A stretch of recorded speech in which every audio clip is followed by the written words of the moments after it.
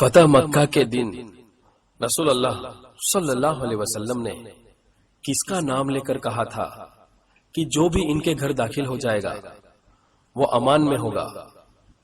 اور آپ کے آپشن ہے: اے ابو ایوب انصاری رضی اللہ عنہ، بی ابو سعید خدری رضی اللہ عنہ، سی ابو سفیان رضی اللہ عنہ، ڈی ابو طلحہ رضی اللہ عنہ۔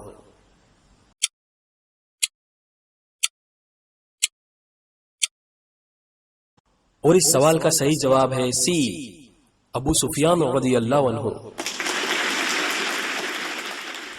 رسول اللہ صلی اللہ علیہ وسلم نے فتح مکہ والے دن فرمایا: جس نے اپنا دروازہ بند کر لیا وہ امن والا ہوگا، اور جو ابو سفیان رضی اللہ عنہ کے گھر داخل ہوگا اسے بھی امان حاصل ہوگا۔ مسند احمد صحیح۔